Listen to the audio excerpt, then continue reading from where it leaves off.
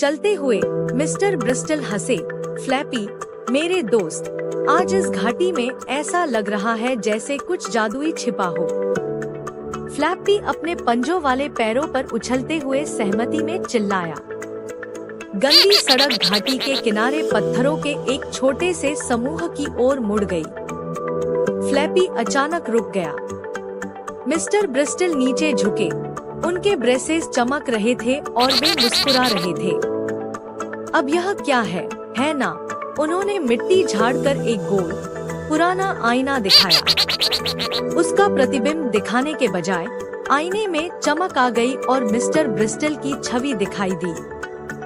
यह मैं हूँ, लेकिन मुझसे भी बड़ा, उन्होंने कहा। फ्लैपी उत्सुकता से चिल्लाया और पास झुक गया। जब फ्लैपी ने आईने में देखा तो उसकी आंखें चौड़ी हो गईं। उसके रोएदार भद्दे रूप की बजाय प्रतिबिंब में एक पक्षी दिखाई दिया जो पहाड़ों से ऊपर उड़ रहा था। उसके पंख मजबूत थे और वह घाटी के जीवों की रक्षा कर रहा था। चिल्लाओ, फ्लैपी गर्व से अपनी छाती फुलाते हुए चिल्लाया। मिस्टर ब्रिस्टल हंसे और अपने दोस्त के पंख थपथपाए। तो यही तुम्हारी असली क्षमता है, आसमान का रक्षक। फ्लैपी, मुझे लगता है अब हम एक रोमांचक यात्रा पर हैं। अगली सुबह मिस्टर ब्रिस्टल ने भौहें चढ़ाई। अरे, यह तो सफाई करने वाली छड़ी जैसी लग रही है। फ्लैपी ने हंसते हुए अपने पंख फड़फड़ाए। लगता है हमें एक और जादुई दोस्त मिल गया है, मिस्टर ब्रिस्टल ने कहा।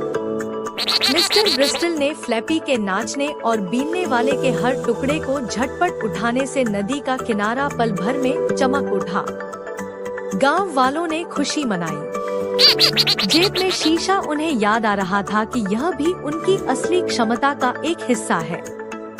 मिस्टर ब्रिस्टल, इस बार उसने फ्लैपी को जंगल में एक काले छायादार भेड़िए का सामना करते हुए दिखाया और उसके पीछे छोटे जीवों की रक्षा के लिए बहादुरी से खड़ा दिखाया।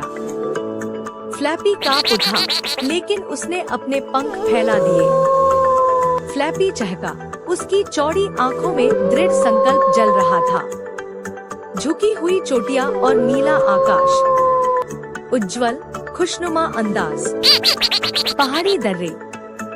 पीछे हटो, श्री ब्रिस्टल ने घोषणा की। उन्होंने बीनने वाले उपकरण को पत्थरों की ओर इशारा किया। उपकरण तेजी से इधर-उधर घूम रहा था। पत्थरों को बड़े करीने से आखिरकार रास्ता साफ हो गया और यात्री खुशी से झूम उठे। एक दिन बीनने वाला बेकाबू हो गया। बहुत तेजी से गाड़ी भगा रहा था और कचरे की बजाय तितलियों का पीछा कर रहा था। मिस्टर ब्रिस्टल टोपी उछालते हुए उसके आगे दौड़े। अरे यार, तुम्हें सफाई करनी है। फ्लैपी तब तक फड़फड़ाता और हंसता रहा जब तक कि वह अपने ही पंखों से ठोकर नहीं खा जाए। अंत में मिस्टर ब्रिस्टल ने बीनने वाले को पकड़ लिया। जादुई औजारों को भी थोड़े मार्गदर्शन की जरूरत होती है, उन्होंने कहा।